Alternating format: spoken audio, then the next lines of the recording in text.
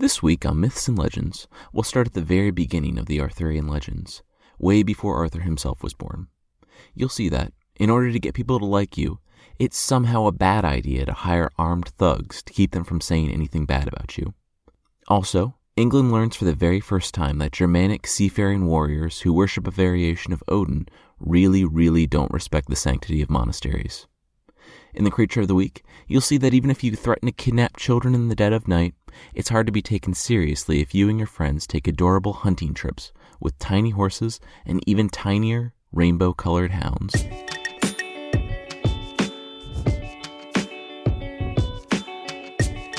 This is Myths and Legends, Episode 6A, The Once and Really Only That One Time King.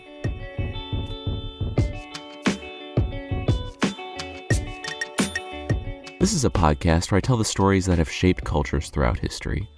Some are popular stories you think you know, but with surprising origins. Others are stories you probably haven't heard, but really should. I know I said I would be starting the King Arthur story this week, and I would have loved to, but unfortunately I'm going to take about 3 steps back from the birth of Arthur, because the story doesn't really start with him. Luckily, the story is an interesting one, and it'll establish the world for all the future King Arthur shows. Also, we'll finish the episode by meeting the famous British wizard who's not Gandalf or Dumbledore. This Arthur stint will take us from the rule and death of Arthur's grandfather up until Arthur pulls that famous sword from the stone, revealing his true lineage. Before I begin, I just want to say that I know I'm going to get some things wrong, or that there are different, conflicting views on a lot of these stories, and I'm very appreciative of anyone sending me corrections, either at jason@mythpodcast.com or on Twitter at @mythpodcast. I'm not really a scholar in this area, but someone who likes hearing and telling important stories. These legends, at their root, are a tangled mess of different narrative strands. I'm absolutely going to try my best here, but please let me know if something is wildly off. The Arthurian legends come into focus around the time of the fall of the Western Roman Empire. The date for that is 476 AD, when Odoacer, a barbarian conqueror, deposed the child emperor Romulus Augustulus. However, that was just the time of death. The empire was in free fall for several years, and the date given when the Romans exited Britain was around 410, when Roman troops garrisoned on the island asked for reinforcements, but received a response of basically, you're on your own. Before that time, England was a pretty tumultuous Roman province. Why does this matter, you ask? Well, the actual dates don't really matter, aside from placing one particular person. Just know that at the time of the Arthurian legends, the Romans have largely abandoned England to defend itself against the barbarian hordes and the Scots and the Picts in the north, and it's basically a land of petty kingdoms. In the early 5th century, a Roman general by the name of Constantine III, and no, not that Constantine, declared himself emperor. He had a short and failure-ridden rule, but he's the person that Geoffrey of Monmouth kind of deems to be Arthur's grandfather, though the Constantine of legend bears very little resemblance to the actual historical figure. Also, you need to know that many of these characters are Britons, and anytime I say Britons, I mean it with an O. These are the pre-Roman Celtic people that occupied the island, and I'll mean it that way until I say it otherwise. Constantine, at the beginning of our story, is one of those petty kings. He, however, by sheer force of personality, rallied an army and fought off both barbarian tribes from across the Channel and warring peoples on the island of Britain, bringing peace to the land. There was a council held at Silchester, where the other petty kings raised him up as the High King of England. Years passed, and he married a woman who descended from a noble Roman family, and who was educated by the Archbishop himself. Although the Romans had officially pulled out of England by this time, there isn't a clear distinction of who is and isn't Roman. The Romans who occupied the areas early on married the locals and had children. As the Roman Empire became less and less Italian, the meaning of Roman became more inclusive.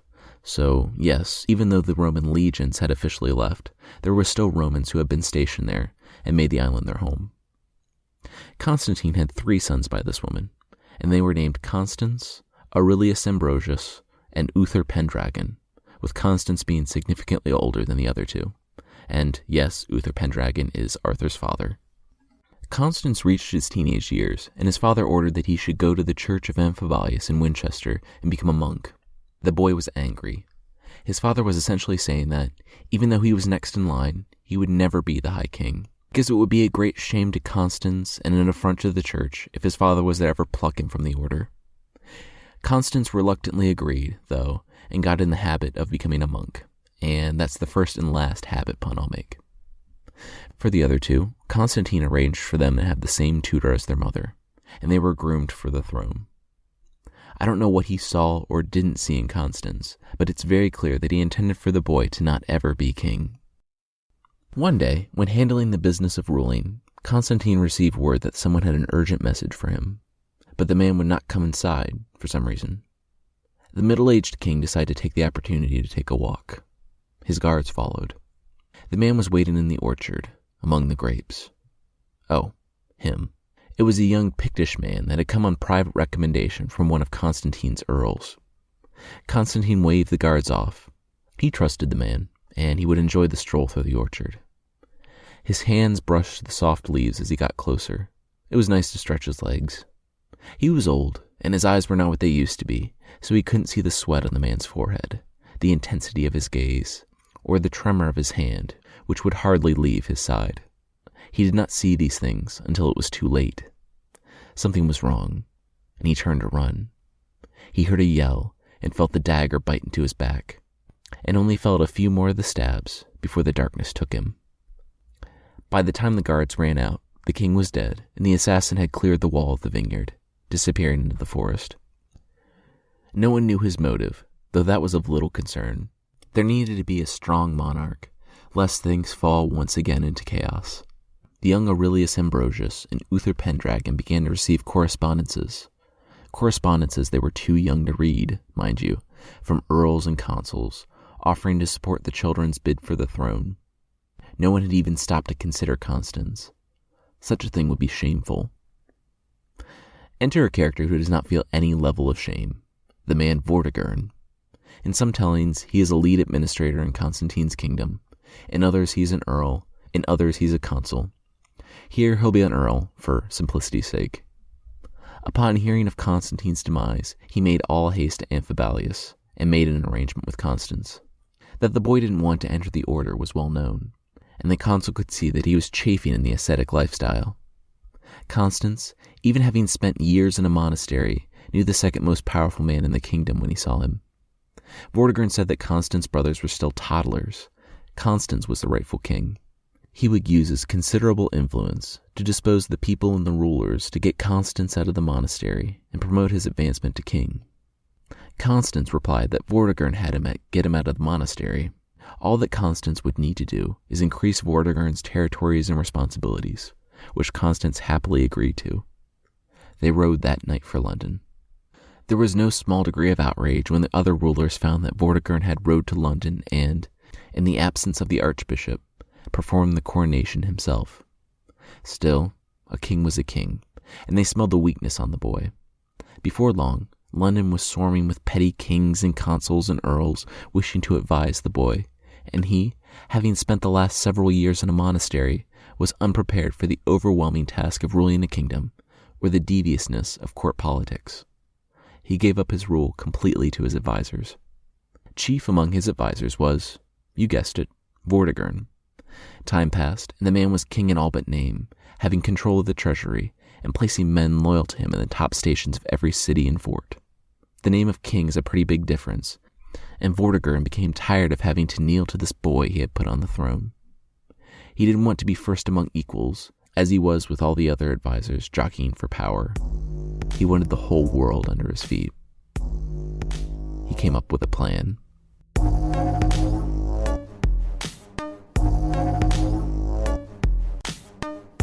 He went to the king with a false report.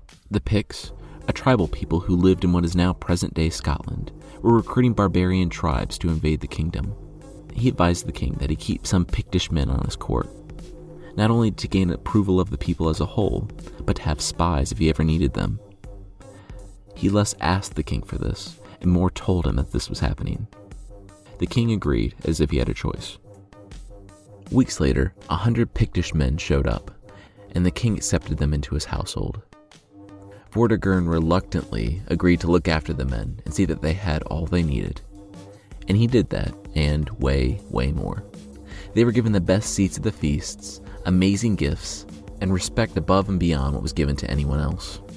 They began to think that this Vortigern guy was pretty great. Why was such a great guy at the command of such a spineless king? They saw how Vortigern executed the matters of state, and not this little monk. Oh well, as long as the presents and booze kept coming their way, they were happy. An evening a few weeks later, Vortigern informed them that, unfortunately, the king had cut his pay. He could not afford to keep 50 men, let alone 100 amazingly awesome Pictish warriors, in the splendor they so richly deserved. They should drink up, like get really drunk. So drunk that they don't think about their decisions, because tomorrow the party train's finally going to stop at the station. That phrase not at all being used because it's an extreme anachronism. Yeah, Vortigern said. The king was being tough on him. Though he basically ruled the kingdom, he said, letting the spineless monk have all the credit. The king was cutting his pay and shaming him. Here, have another drink. Vortigern says that he was fed up with it, and he would be leaving for the continent tomorrow. He wouldn't be able to keep giving them free food, drinks, and presents, and they would likely have to start living on their own, or, if they wanted to, they could fall into the barracks with the regular soldiers. Your drink low? Here, have some more. Well, Vortigern says, time to go to bed. Hope nothing happens to the king in the meantime that changes the situation while you guys are staying up drinking and stewing in your anger. Oh, and his room is 4 doors down on the left. Night. The Pictish men were incensed. This child on the throne was nothing compared to Vortigern. Something needs to be done. Vortigern deserves to rule this country as he already is, and, more importantly, they deserve to keep the beer and presents flowing. They decide, in their heavily inebriated state, that they have swords, they're in the king's house, let's go solve this problem. And solve the problem they do. Minutes later, Vortigern is sitting up, waiting, when Pictish men explode into his bedchamber, carrying dripping candles and the dripping head of King Constans.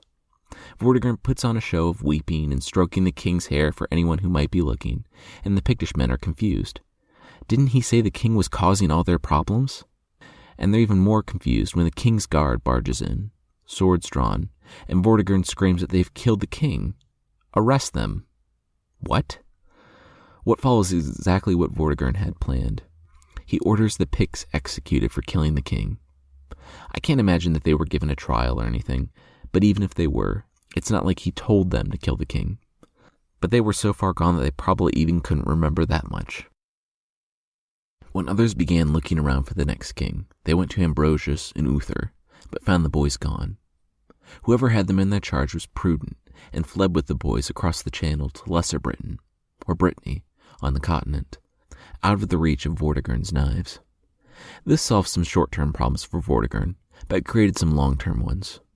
Unfortunately, he'll display none of the intelligence or long-term thinking he used in winning the throne when he's sitting on it, and makes many, many terrible decisions. And yes, that's right, he becomes king. With the rightful heirs in exile, and Vortigern having consolidated power and money for himself under Constans, his rule was a foregone conclusion. The court of public opinion was against him, though, and the people saw the machinations that had led to Vortigern sitting on the throne. There were whispers that he even hired the assassin that had murdered Constantine. King Vortigern, with the vantage point of the throne, starts to see problems everywhere. The Picts are, to put it lightly, not thrilled about him using their people to gain the throne and then executing them, and are planning to invade from the north. Coupled with that, his people hate him, and there are whispers in the taverns and in castles alike about maybe bringing the princes back from exile and settling them on the throne. In fact, the specter of revolt and the resurgence of Constantine's children will be a constant boogeyman for the treacherous king. Vortigern needs to do something. He needs an army of his own to keep him safe from enemies at home and abroad. It is then that he meets the solution to all of his current problems and the cause of all of his future problems in the form of 2 Saxon princes. Now, the Anglo-Saxon settlement/invasion of Britain is a complicated and debated thing that I'll just be barely scratching the surface of. I'm not a professional historian, and much like the Arthur legends, there are people that can and do spend their entire career studying just this issue, and I'm really going to cover it in only the broadest of strokes. Essentially, the Saxons were a Germanic tribe that, while helpful at first, ended up ruling the island of Britain, pushing the Britons, still with an O, to Wales and Ireland. This is really only the first contact, though, and, like I said, they start out as helpful. 3 galleys land in Kent, and the king goes to greet these travelers who are tall and fair.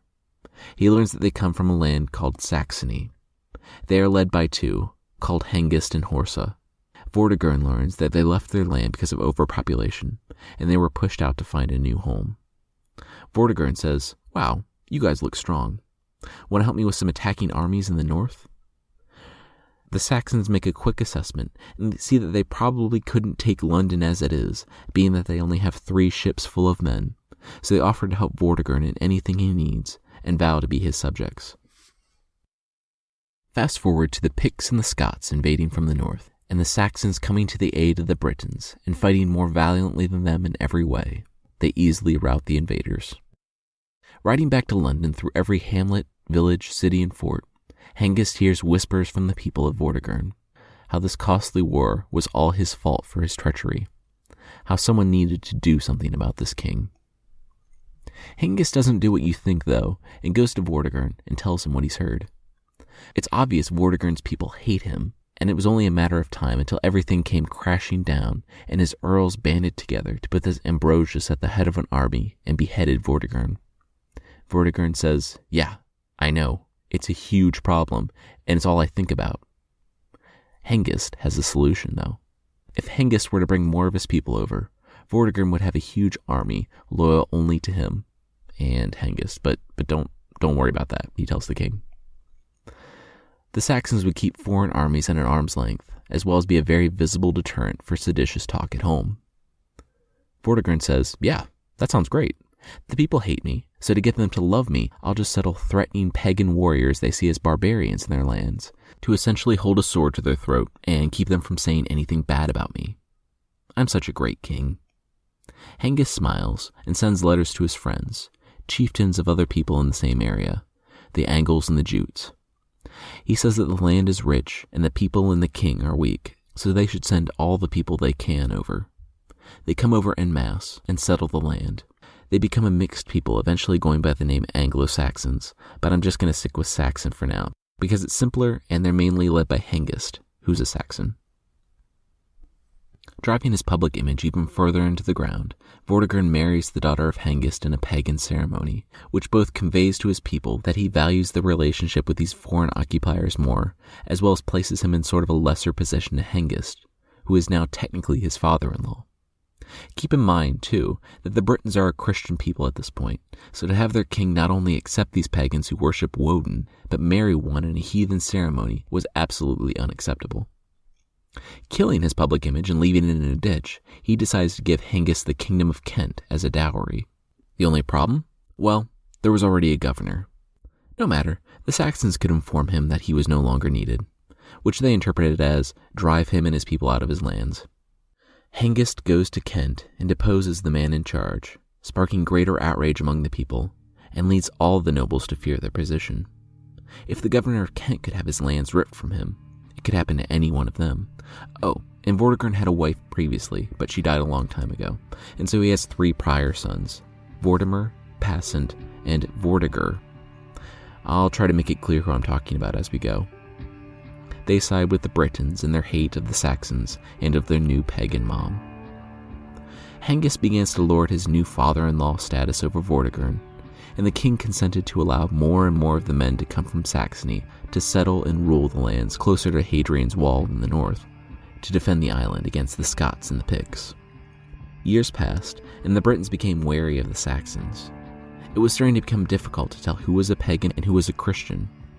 Worse, the Saxons, in their large number and from their positions of power, began to oppress the native Britons. They gained more and more land, and it became obvious that Vortigern was just a puppet of these foreign invaders. His son, Vortimer, though, held himself as a true king. He was old enough now, and word reached Vortigern first that his son was speaking treasonous talk against his father and the Saxons. Then, the deposed nobles had crowned Vortimer king, essentially saying that Vortigern was dead to them. Then word came that Vortimer had raised an army, then that he had driven the Saxons from the wall up north, then that he was coming to London. Vortigern, though inextricably tied to the Saxons, couldn't raise a force against his own son and nobles. Luckily, or unluckily for him, since it didn't even occur to Hengist and Horsa to consult the king, the Saxon armies in London met the Britons in several skirmishes, with Vortigern winning most of them. The Saxons knew they would be summarily executed if they did not think of something. Vortimer would clearly win. It was only a matter of time. The whole island was rising up against them. They decided to put Vortigern, the king, in the extremely awkward position of negotiating with his usurper son for the Saxons' safe travel back to Saxony.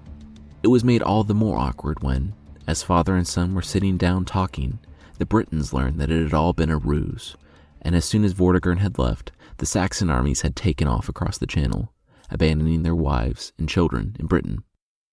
Vortimer went to work in his father's stead. Vortigern wasn't imprisoned or anything, but after being king in all but name, he was now king in name only, with his son undoing the pronouncements of the previous decades. The Briton nobles were restored to their stations. He rebuilt churches that the Saxons had torn down, and restored to the people all that had been taken from them. Things then take a dark turn for Vortimer. Remember, the Saxons had left their women and children, including Rowan, the queen, the pagan stepmom of Vortimer. Well, much like the saga of the Volsungs, and seemingly any tale in folklore where there's a stepmother, she's pretty evil. She can't get close to Vortimer, but the Saxons had just spent years seeping into the society. She finds someone willing to drop some poison in Vortimer's drink, and he falls ill. His last words were of how he would like them to put his tomb on the coast facing the continent, where the Saxons used to land. That way the Saxons will remember their defeats if they ever try to return, and will turn back. His men nod in tears, saying that they will absolutely do just that. Then his eyes close, and they inter him at London, completely disregarding his final wishes. With Vortimer dead, the throne reverted back to Vortigern, because I guess the plot demands that he remain king. It doesn't make any sense to me that the Britons could not find literally anyone else. He was just deposed by his son with the support of everyone in the country. But no, he should really still remain king. He's somehow surprised by the fact that everyone loathes him and complains to his wife, who tells him that, yeah, he's definitely going to get murdered in a revolt if he doesn't do something. Hey, I have a great idea. You know who likes you and is really strong? Yeah, my brother, Hengist. With Vortimer dead of what was definitely a mysterious sudden illness and not poison, he'll probably come back and keep your people in line. You know what you should do, though? You should have him come back with a smaller force. That way he doesn't scare your little subjects. Because that was the problem last time. Thinking that what got him hated by his people and deposed the first time just might work a second time if he does it nearly exactly the same way, he follows his wife's advice. Unbeknownst to him, though, his wife, Rowan, is also sending letters to her brother. Hengist receives both sets of letters and opts not to come with a small fleet, but rather the exact opposite, and lands on the shores with 300,000 men. Vortigern's advisors demand that he prepare for war, but he's reluctant. And when he meets with Hengist, the man appears reasonable. He only came with so many men because he feared retribution by Vortimer. But upon learning that the boy had fallen mysteriously ill and was definitely not poisoned, he comes in peace. Let's all meet in a neutral location, unarmed, and work out some sort of settlement. Vortigern thinks that maybe his Saxon father-in-law and wife, his kids by his first marriage, and his country that hates him can all live happily under one roof, like some violent medieval Brady Bunch, and so he assembles all the nobles that he can at the meeting place. They're all tired of Vortigern and the war, but maybe they can put all this behind them. They all agree to meet at a monastery.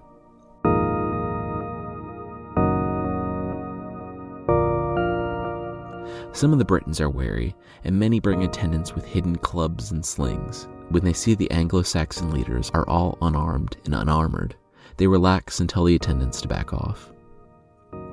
It starts amicably enough, with the Saxons and Britons mingling amongst each other and talking. When the Saxons weren't driving them from their lands, tearing down their churches, and oppressing their people, the Germanic barbarians weren't that bad. That was until they heard a shout come from the head table. It was someone yelling, "Take out your swords." Swords? They were supposed to be unarmed. The Saxons immediately drop their drinks, and their hands dart under their robes. The attendants outside hear the shout and screams that come after it and race inside, clubs drawn, to see the massacre. The Saxons had drawn daggers from their robes, and each had stabbed the man next to him. Those that put up a fight then had to struggle with 2 or 3 Saxons whose target didn't put up a fight, until finally succumbing to the knives. The attendants yelled and charged, attacking the Saxons, and in the resulting chaos, Hengist escaped with his knife to Vortigern's throat. That day, over 300 earls and consuls, the rulers of the Britons, were killed. The Saxons came out the victors, though just barely. Hengist got a written order from Vortigern, in chains and under the threat of death, that the Saxons were to take Essex, Sussex, Middlesex, as well as many other areas. They then released him to the wilderness. He followed along back to London on foot, and with every village he could see the desolation of the Saxons. Churches were burned, and anyone who dared to resist was trampled underfoot, sometimes literally. His advisors and others still loyal to him found him on the road, and they told him London was lost.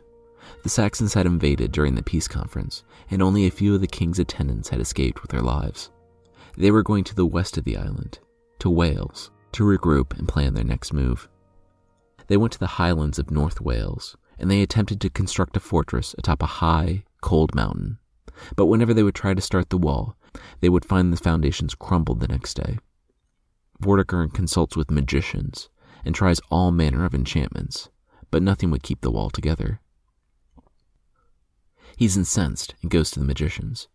What if the Saxons come tomorrow? What would he do then? They tell him that it's because he's not using the right materials. For this tower to stay together, they say they need the blood of a boy without a father to mix in with the mortar. I know there's probably a reason for this, but to me it just sounds like they're stalling for time, trying to get the king's men to comb the Welsh highlands looking for a child. Well, days later, they actually happen to find one. When traveling through a small village surrounding a monastery, they hear one boy berating another.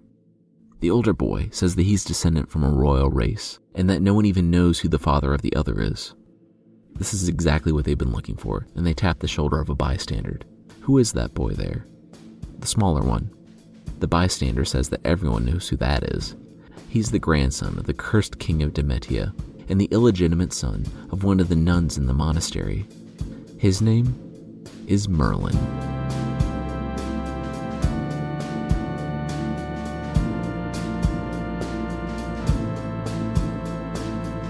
Next week on the show, it's the origin story of perhaps the most famous fictional wizard in a country known for its famous fictional wizards.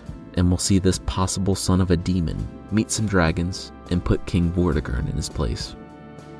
If you've enjoyed the show, please let me know by leaving a review on iTunes by going to itunes.mythpodcast.com.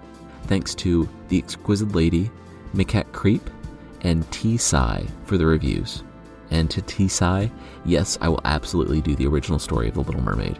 I was actually going to do it when I did the Mulan episode, but it's surprisingly really dark. And since we just finished up the hyper-bloody Viking legends, I wanted to do something a little more upbeat. We'll definitely do it after this stretch of Arthur episodes, though. I'm really open to requests of stories you'd like to hear, or feedback, or just saying hi from anyone, so please let me know what you want to hear. Let me know over email at jason@mythpodcast.com, on Twitter at mythpodcast, or on the site. Links to all these things are in the show notes.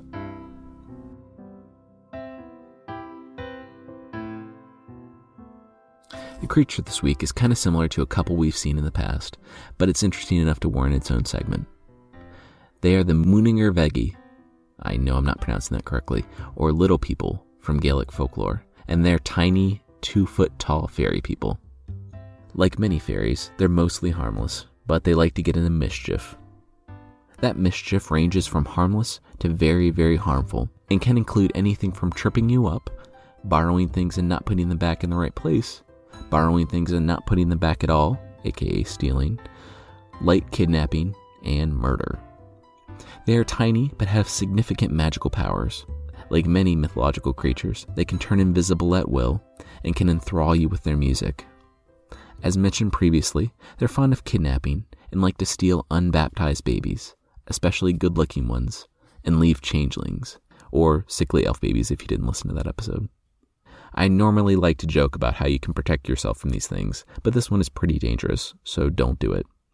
To keep newborns from being taken in the night, healers would advocate tying a red ribbon around its neck before bed, or leaving a, presumably cool, iron poker on the newborn.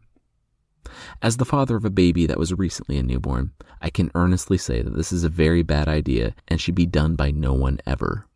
These fairies don't exist. Don't tie things around newborns' necks before bed or leave heavy metals on their chests. Really. Moving on, the fairies go on little adorable hunts on small, full-grown horses, followed by miniature, full-grown hounds of all the colors of the rainbow. If you sin, they can shoot you with little flint arrowheads, which don't hurt or leave a mark, but will kill you. You'll know someone was killed by them, by the blue mark left on the body. Like the hidden folk from the first episode, they are powerful on Midsummer's Eve, and they've led to a real-world response. In the Middle Ages, and even stretching into the 1800s, there was such a thing as a fairy doctor. Belief in fairies was so strong that there was a whole subset of healers dedicated to trying to cure illnesses wrought by them. The illnesses could have been brought about by the evil eye, or fairy wind, fairy arrows, or any number of made-up sources. You can trust that this person knows what they're talking about, because their training consists of a trip to the spirit world to learn magical healing knowledge. Credentialing you can't just lie about and say that it happened.